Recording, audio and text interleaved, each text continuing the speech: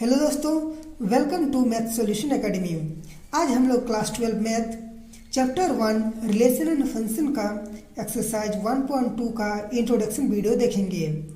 Exercise 1.2 में हम लोग को फंक्शन पढ़ना है।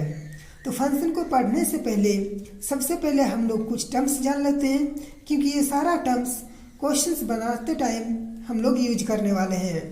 तो चलिए स्टार्ट करते हैं। Domain, codomain and range.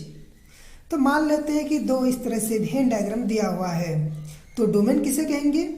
ए का जितना एलिमेंट होगा उसको सारा को डोमेन कहेंगे। कोडोमेन किसे कहते हैं? बी का जितना भी एलिमेंट होगा उसको कोडोमेन कहेंगे। और रेंज किसे कहेंगे? बी का वह सारा एलिमेंट जिसका ए के साथ मैपिंग हो रहा है उसे रेंज कहेंगे। इसलिए मेरा यहाँ पर डोमेन है 1 2 3 4, कोडोमेन है ABCD और रेंज है ABC, क्योंकि ABC का ही यहाँ पर मैपिंग हो रहा है। एक और दूसरा एग्जांपल लेते हैं।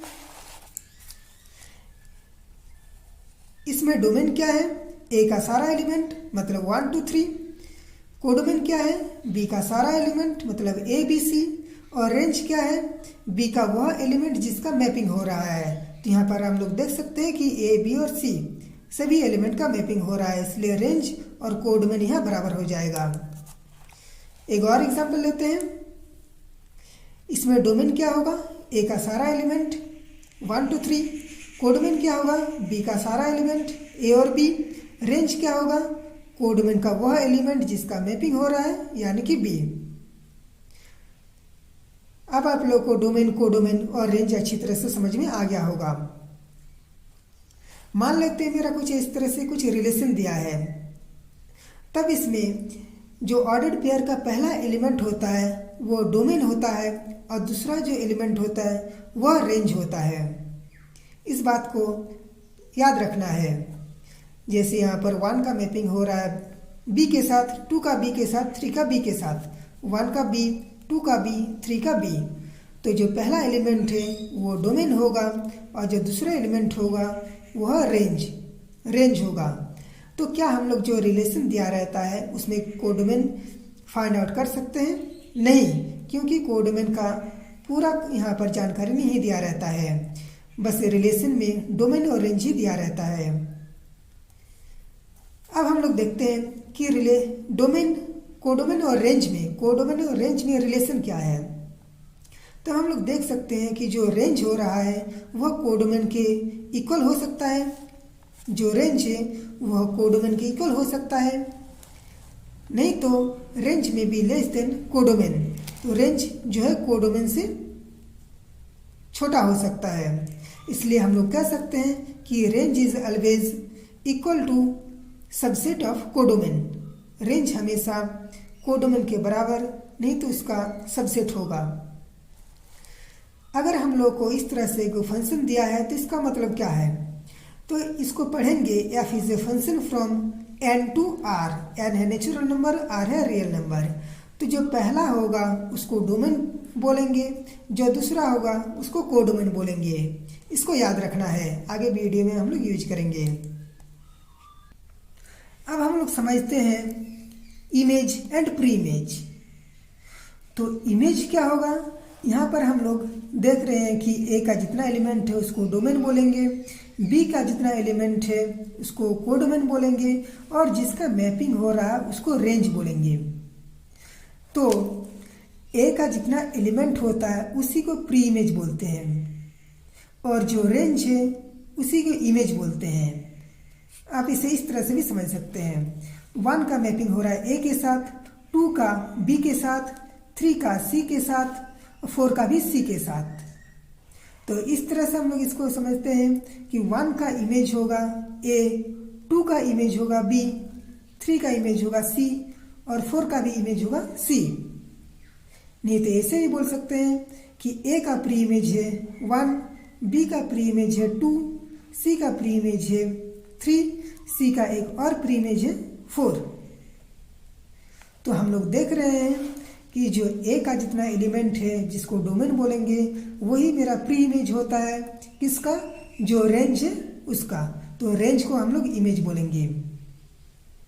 तो आप लोगों को प्री इमेज और इमेज भी अच्छी तरह से समझ में आ गया होगा। देखिए जैसे हम लोग एक कैंडल लेते हैं और यहाँ पर मेरा कोई एक मिरर रहता है, तो इसका जैसे इमेज होता है वो वाला इमेज हम लोग को यहाँ पर नहीं देखना है। मैथ में मेरा जो इमेज होगा या प्री इमेज होगा वह जिसके साथ मैचिंग हो रहा है वही वाला होता है। तो यहाँ पर 1 का इमेज ए है, 1 का ए, 2 का इमेज बी, 3 का इमेज सी, 4 का भी इमेज है सी। ओके, अब आगे अब हम लोग फंक्शन का डेफिनेशन देखेंगे। Let A and B are two sets, then F is a function from A to B is said to be a function if every element of A has a single और unique image in B. देखिए function का जो definition है वो इसी line में छुपा हुआ है। Every element of A has a single image in B. जैसे यहाँ पर ए और बी दो को सेट दिया हुआ है, तो ए का जितना भी इमेज हो रहा है वह सिंगल होना चाहिए, और हर एक ए का जितना एलिमेंट है वह सारा का भी इमेज होना चाहिए। तो यहाँ पर हम लोग देख रहे हैं कि ए का जो इमेज है बी में वह सब में सिंगल हो रहा है, और फिर ए का जितना भी एलिमेंट है every element of A has a image in B. दूसरा एक एग्जांपल लेते हैं, इसमें भी है ए का जितना भी एलिमेंट है सबका इमेज हो रहा है, और फिर सबका एक करके सिंगल इमेज हो रहा है। हमको इसमें ये नहीं देखना है कि जो बी का एलिमेंट है वो रिपीट कर रहा है। जैसे यहाँ पर बी का 2 प्री इमेज है 1 और 2, सी का एक प्री इमेज है 3, डी का एक प्री इमेज है 4। तो ये मेरा फंक्शन है। मेरा ए का जो है ए का एलिमेंट का रिपीट नहीं होना चाहिए। ये भी मेरा फंक्शन है। यहाँ पर 1, 2, 3 और 4 सभी का जो इमेज है वो ए हो रहा है। अब हम लोग ऐसा एग्जांपल लेते हैं जो फंक्शन नहीं है। जैसे यहाँ पर 1 का 2 गो प्री इमेज है, 1 का 2 गो इमेज है, 1 का बी भी है 1 का सी भी है, तो ये मेरा फंक्शन नहीं होगा। इसमें भी देखते हैं, इसमें ए का जितना एलिमेंट है सबका सिंगल इमेज तो हो रहा है, पर ए का जो एलिमेंट है वो इसमें से एक गो बच जा रहा है, 4 बच जा रहा है, तो ये फंक्शन नहीं होगा। तो फंक्शन होने के लिए कंडीशन क्या है? तो डोमेन शुड नॉट रिपीट, मेरा जो डोमेन है यह रिपीट नहीं करना चाहिए, और एवरी डोमेन शुड इमेज, जितना डोमेन का जितना एलिमेंट है वो सारा का इमेज होना चाहिए। बस इतना ही है फंक्शन में, और कुछ नहीं है। तो ये दोनों मेरा फंक्शन नहीं है, ये सारा मेरा फंक्शन होगा। अब नेक्स्ट, अब हम लोग देखेंगे टाइप्स ऑफ फंक्शन। तो फंक्शन का कुछ टाइप्स है, उसको याद रखना है। पहला 1-1 फंक्शन, इसको इंजेक्टिव फंक्शन या इंजेक्शन फंक्शन भी बोलते हैं। इसका डेफिनेशन है, let A and B are two sets, then F is a function from A to B is said to be 1-1 function और injective function if every element of A has a different image in B. A का जितना element है B में उसका जो different image होना चाहिए। देखिए सबका डिफरेंट है, ए का जितना एलिमेंट है बी में उसका क्या है, सबका डिफरेंट इमेज है, तब उसको 1-1 बोलेंगे। F1 का ए, F2 का बी, F3 का सी, सबका अलग अलग इमेज हो रहा है, तो ये मेरा 1-1 फंक्शन है। तो कंडीशन फॉर 1-1 फंक्शन, 1-1 फंक्शन के लिए कंडीशन क्या होना चाहिए? इसमें मेरा 2 कंडीशन है, या तो F A not equals to F B, तब A not equals to B के बराबर होगा, या नहीं तो F A equals to F B होगा तो ए बराबर बी के बराबर होगा। चलिए इसका एक एग्जांपल लेकर समझते हैं। जैसे यहाँ पर F1 का ए हो रहा है, F2 का बी हो रहा है, F3 का सी हो रहा है, तो 2 को ले लेते हैं, F1 equals to A, F2 equals to B. तो क्या मेरा ए F1 और F2 का वैल्यू सेम है? नहीं, तो हम लिख सकते हैं कि F1 not equals to F2, so 1 not equals to 2, 1 not equals to 2। तो ये कंडीशन सेटिस्फाई कर रहा है, तो मेरा इसे पहला कंडीशन सेटिस्फाई कर रहा है, तो क्या वो 1-1 फंक्शन है। अब एक ऐसा एग्जांपल लेते हैं जो मेरा 1-1 नहीं है। जैसे F2 का है बी, F3 का भी है बी, F2 का बी, F3 का बी, तो क्या मेरा 2 और 3 बराबर है? नहीं। तो हम लोग क्या बोलेंगे कि it is not one one function. क्यों? क्योंकि मेरा अगर एफ ए और एफ बी बराबर होता तो फिर ए और बी भी बराबर होना चाहिए था, पर यहाँ पर देख रहे हैं कि जो ए और बी है मतलब 2 और 3 इक्वल नहीं है, तो ये वन वन फंक्शन नहीं है, ये वन वन फंक्शन है। इसको ऐसे भी समझ सकते हैं कि वन वन फंक्शन के लिए क्या होना चाहिए, सबका अलग अलग इमेज होना चाहिए। अब एक मेनी वन फंक्शन। तो मेनी वन फंक्शन क्या है? A function F is a function from A to B is said to be many one function if two और more element of set A have the same image in B. A और B है, हम लोग यहाँ देख सकते हैं कि F2 का बी है, F3 का भी बी है, तो बी का 2 प्री इमेज है, या ऐसा भी समझ सकते हैं कि 2 और 3 का एक ही इमेज है, तब ये मेरा क्या हो जाएगा, मेनी वन होगा। इसको आसान भाषा में ऐसा समझिए कि मेरा जो कोडोमेन है या जो रेंज है वह रेंज रिपीट करेगा। अगर रेंज रिपीट कर रहा है तो मेनी वन फंक्शन होगा। ऑनटू फंक्शन, इसको सर्जेक्टिव फंक्शन बोलते हैं। ऑनटू फंक्शन किसे कहते हैं? A function F is a function from A to B is said to be an onto function, और surjective if every element of B मतलब codomain has a pre image in A. तो codomain का जितना element है उसका ए में pre image होना चाहिए। कोडोमेन का जितना एलिमेंट है उसे प्री इमेज होना चाहिए।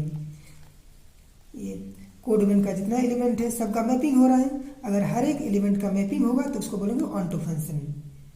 तो मेरा जो ऑनटू है वो वन वन भी हो सकता है, मेनी वन भी हो सकता है। देखिए वन टू जो है यहाँ पर वन वन है, यहाँ पर ऑनटू क्या है, मेनी वन है। अब एक है इनटू फंक्शन। इनटू फंक्शन किसे कहते हैं? A function F is a function from A to B is said to be an into function if there exist an element in B having no pre image in A. B में एक ऐसा element होना चाहिए जिसका pre image नहीं होगा, या ऐसा समझिए कि बी का जो एलिमेंट है उसका बच जाएगा, प्री इमेज नहीं होगा। अगर बी का एलिमेंट बचेगा तो उसको बोलेंगे इनटू फंक्शन, अगर नहीं बचेगा तो उसको ऑनटू फंक्शन। अब एक वन वन ऑनटू फंक्शन, इसको बाइजेक्टिव बोलते हैं। तो a function F is a function from A to B is a bijective if it is one one as well as onto. अगर कोई मेरा फंक्शन वन वन और ऑनटू दोनों होगा तो उसको वन वन ऑनटू फंक्शन या बाइजेक्टिव फंक्शन कहते हैं।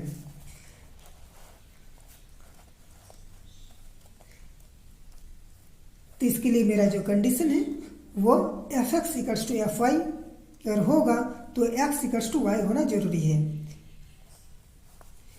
ये वाला टर्म्स को याद रखिए, क्योंकि हर एक वीडियो में हम लोग वन वन फंक्शन को प्रूव करने के लिए F X equals to F Y let करेंगे, मानेंगे, और X equals to Y prove करेंगे।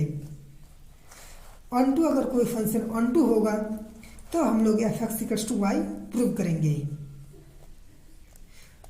अब आप लोगों को one one, many one, onto, into and one one onto function अच्छी तरह से समझ में आ गया होगा। तो वन वन फंक्शन है, अगर हर एक एलिमेंट का एक एक करके सिंगल करके मैचिंग हो रहा है तो वन वन फंक्शन।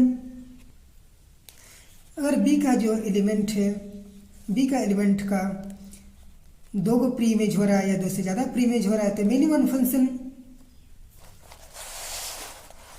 अगर मेरा कोई भी एलिमेंट बी में नहीं बचेगा तो उसको ऑनटू फंक्शन।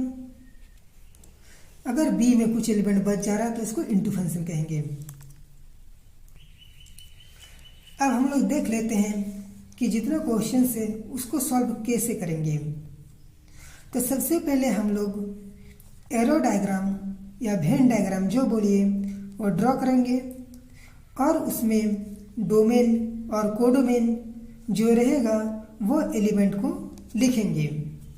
हम लोग यह ध्यान देंगे कि कोडोमेन में वो सारा एलिमेंट को लिखेंगे जो मेरा फंक्शन है उसको सेटिस्फाई करेगा। इसको एक एग्जांपल लेकर नीचे समझ रहे हैं। एक ये भी देख लेते हैं कि अगर मेरा कोई फंक्शन वन वन होगा तब हम लोग F X equals to F Y let करेंगे और फिर X equals to Y prove करेंगे। अगर कोई फंक्शन 1 1 नहीं होगा तो एग्जाम्पल लेंगे। ये सारा चीज़ को ध्यान में रखिए, क्योंकि एग्ज़ाम जितना क्वेश्चन से क्वेश्चन बनाते टाइम हम लोग ये सब यूज करेंगे। अगर कोई फंक्शन ऑन टू होगा तो हम लोग वहाँ पर F X equals to Y prove करेंगे। तो चलिए एक एग्जाम्पल ले लेते हैं। F is a function from N to N और F X equals to X square. तो इसको क्या करेंगे, सबसे पहले सॉल्व किस तरह से करेंगे। ये भी एन है, ये भी एन है, ये डोमेन है, को डोमेन है, तो हम लोग ले लेंगे इसमें 1 2 3 4 डॉट डॉट डॉट कुछ भी ले सकते हैं। इसमें भी हम लोग 1 2 लेंगे। तो फंक्शन जो है एक्स स्क्वायर है, मतलब 1 का मैचिंग किसके साथ होगा, 1 का स्क्वायर मतलब 1, 2 का स्क्वायर 2 जो है 2 का स्क्वायर 2 का स्क्वायर 4, 3 जो है 3 का स्क्वायर 9, 4 जो है 4 का स्क्वायर 16। तो हम लोग कम से कम जितना एलिमेंट का मैचिंग होगा वो एलिमेंट को लिखेंगे ही, और इसके साथ साथ जो बाद बाकी एलिमेंट है उसको भी लिखेंगे। तो हम लोग एटलीस्ट वो सारा एलिमेंट को लिखेंगे जो फंक्शन को सेटिस्फाई करेगा। ऐसा लिखने से क्या होगा कि हम लोग को जो क्वेश्चन है क्वेश्चन बनाने में इजी हो जाएगा। चलिए अब हम लोग एक्सरसाइज 1.2 नेक्स्ट वीडियो में देखेंगे। आशा है कि आप लोगों को फंक्शन का इंट्रोडक्शन वीडियो पसंद आया होगा। अगर पसंद आया है तो लाइक, कमेंट एंड चैनल को सब्सक्राइब कीजिए। Thank you.